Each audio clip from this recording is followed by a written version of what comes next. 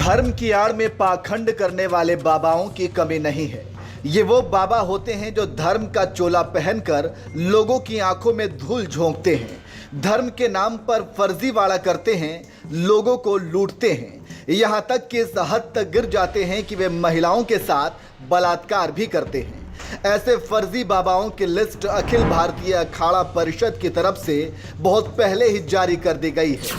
आसाराम बापू, निर्मल बाबा, राधे माँ, संत गुरमीत राम रहीम इंसा, स्वामी असीमानंद, इच्छाधारी भीमानंद बाबा, स्वामी नित्यानंद, सच्चिदानंद गिरी के अलावा और भी कई बाबा हैं जो धर्म के नाम पर अंधविश्वास, धोखाधड़ी, यहाँ तक कि सेक्स रैकेट के आरोपी हैं। इन बाबाओं के फर्जीवाड़े से साधु संत समाज को भी अपमानित होना पड़ता है। लेकिन विडंबना यह है कि राजनीतिक मजबूरी के कारण आज भी संवैधानिक पद पर बैठे लोग इनके दरबार में हाजिरी लगाते हैं या फिर पर्दे के पीछे से ऐसे बाबाओं का समर्थन करते हैं।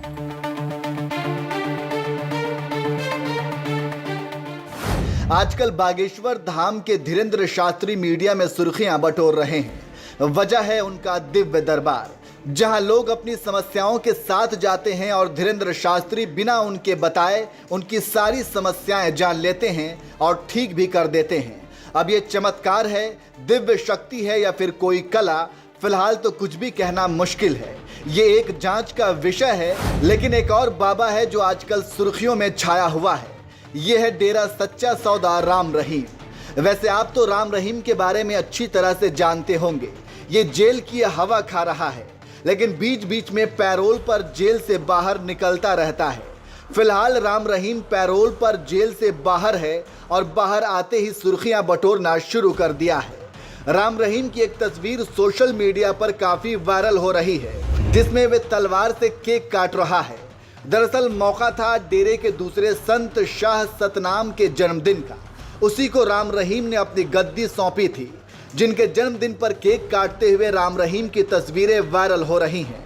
आपको बता दें कि रेप और हत्या का दोषी राम रहीम रोहतक की सुनरिया जेल में 20 साल की सजा काट रहा है। वो पिछले 14 महीने में चौथी बार पैरोल पर जेल से बाहर आया है। 21 जनवरी को उसे 40 दिन की पैरोल मिली थी। वहीं बाहर आने के बाद राम रहीम ने 5 घंटे तक ऑनलाइन सत्संग किया। लेकिन हैरानी की बात यह है कि इसमें हरियाणा के मुख्यमंत्री मनोहर लाल खट्टर के ओएसडी, बीजेपी के सांसद और विधायक भी जुड़े। सीएम मनोहर लाल खट्टर के ओएसडी कृष्ण बेदी और राज्यसभा सांसद कृष्ण पवार भी सिरसा पहुंचे। इसके अलावा राम रहीम से आशीर्वाद लेने वालों में अंबाला सिटी से एमएलए असीम गोयल, गोहला चीका से बीजेपी विधायक कुलवंत बाजीगर की बहू, एसडीएम बराडा विजेंद्र सिंह और नगर पालिका चेयरपर्सन रेखा रानी, राई से विधायक मोहन लाल, टोहाना नगर परिषद चेयरमैन नरेश बंसल, उचाना नगर पालिका के चेयरमैन भी शामिल थे। इनके अलावा 2 दर्जन नेता अफसर उससे मिलने पहुंचे। वायरल वीडियो में राम रहीम कह रहा है कि इस तरह से जश्न मनाने का मौका 5 साल बाद मिला है। मुझे कम से कम 5 केक काटने चाहिए। यह पहला केक है। वहीं दिल्ली महिला आयोग की चेयरपर्सन स्वाति मालीवाल ने हरियाणा सरकार पर तंज कसे हैं। स्वाति मालीवाल ने ट्वीट किया, फिर से रेपिस्ट और खूनी पाखंडी राम रहीम का तमाशा शुरू।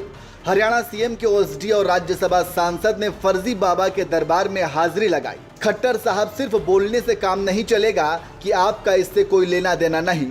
खुलकर अपना स्टैंड बताओ कि रेपिस्टों के साथ हो या फिर महिलाओं के। तो इस तरह से राम रहीम के बाहर आते ही तो उसने अपना ड्रामा शुरू कर दिया है। लेकिन अफसोस की बात यह है कि उसके दरबार में हरियाणा सीएम के ओएसडी से लेकर बीजेपी सांसद, विधायक और कई नेता दरबार में हाजिरी लगाने पहुंच रहे हैं।